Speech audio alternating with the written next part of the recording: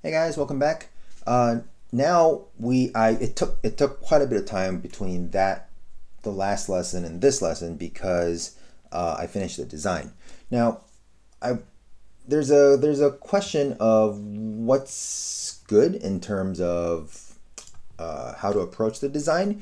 Now, there will be some additional stuff later down the road, but for now, I think this is a good place to start. Now, this design that you see here, it's also my design. It is a recent website that I finished.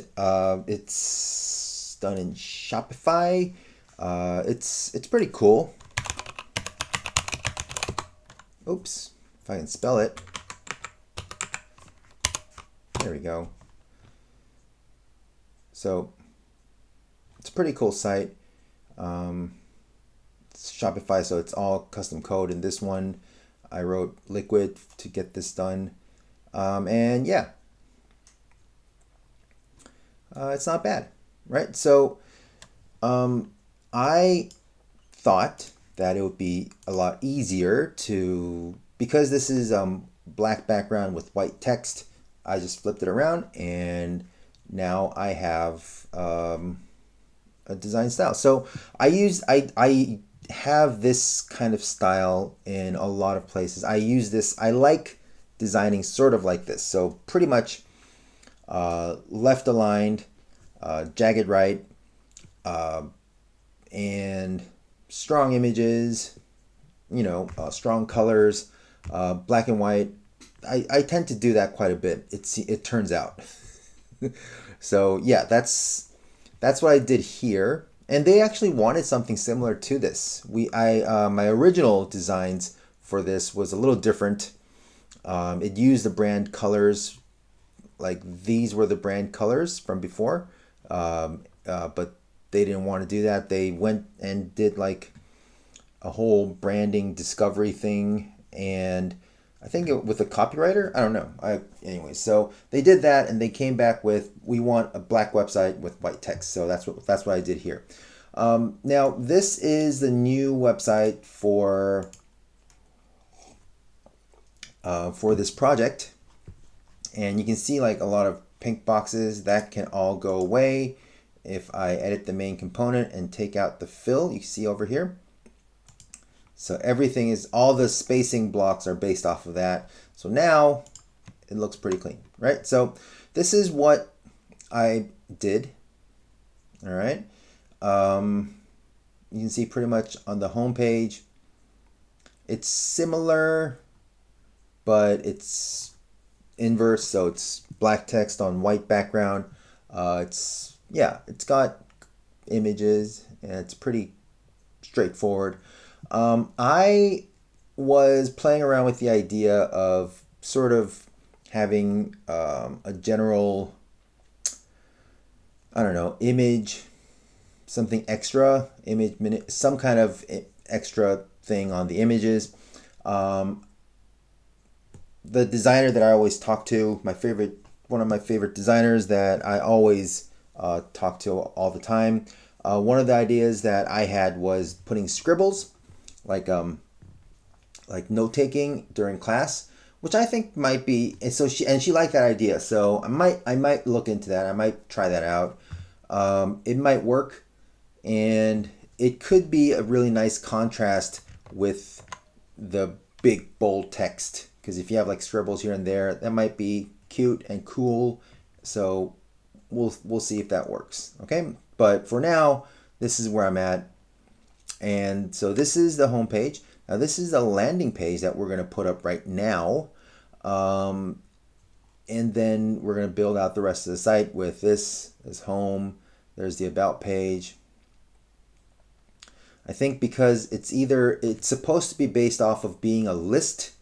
I made it so the images are all on one side, and it's pretty easy to follow down this way, reading down. And these blocks with the text and the image, they're all top aligned, as you can see, top aligned.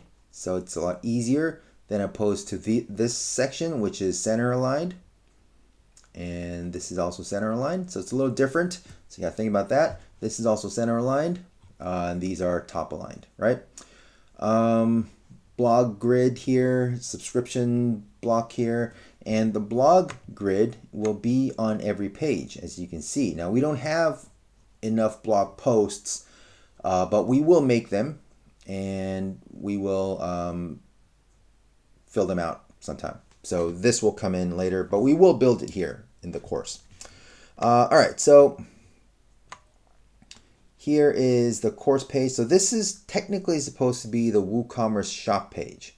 Now, I'm still debating on what to do with this, because it could just as easily be a regular section with columns and just have some blocks here, because there's only 5 products and that's it.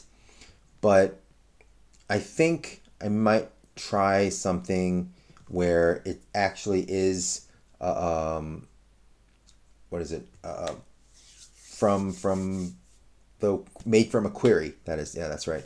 So it will actually show the products live. Okay, so probably do that. And we're over here. Now this is a single product page. We will probably add more content here and all that kind of stuff, but for now, this is pretty simple, straightforward. We'll see how this goes. And of course, the other ones, I thought about putting 3 in here, but then that means that it'll look the same as these guys. So it'll just be like a 3 column. And I thought it would be better to break it up a little bit. So just used this sizing over here directly.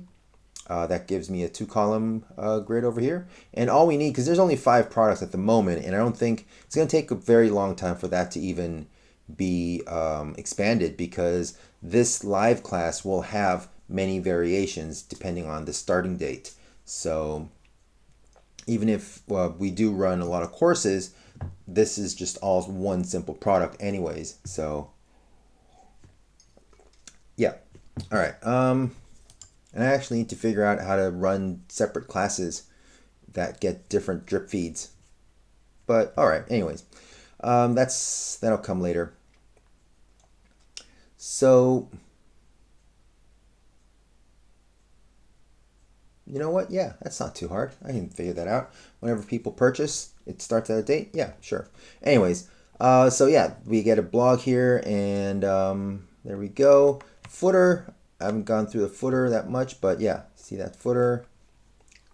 It's a subscription form, and we have links here. I think all the links will be in the monospace text, and the regular text will be like that. The regular text is in normally in size 20. Sometimes it will be a little smaller, like down here, it's 18. This will all scale down on whatever. On smaller sizes, right? So it starts at 20 for the regular size. That will be larger desktops, but then when it goes to mobile, it'll shrink down to 16. So that's automatic responsiveness there. We will do that. It's a little different from how Breakdance does it, but I really like this method, and I really use this a lot. So yeah, you're free to you're fine to just use default Breakdance text sizing. But I think this is more versatile and more robust doing it this way. I'll give you all the codes for this anyway, because that's why we have a lesson here. But yeah, that's what I'm going to do with that. That's why it starts at 20. Easier to read as well. All right, so now this page is the what is it? It's the home. Not home, it's the My Account page. And so if you were on our website, this is what it would look like, right? And it's based off of this. Now this actually, I need a little bit of code for this, because the WooCommerce My Account block doesn't fit in a half column this small. But so yeah, we need to add flex no wrap there, but yeah, that's what that is. That's what your courses is. And because we're going to be basing this off of LearnDash, it will have this short code. So it's pretty much just a short code. Yeah, yeah, I think that'll work out. And oh, if you're using whatever else, and if you're not building a course website, then it really won't matter. Just skip that part or just watch it and then know about it and then not use it. That's about it. Right? So it's not a big problem. So single lesson. So we're going to make templates for single lessons as well. I'll show you what a single lesson looks like.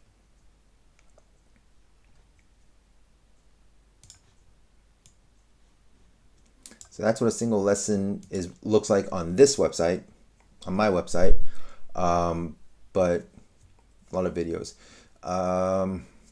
And we have like these short codes down here so we can jump around between the lessons or between the courses.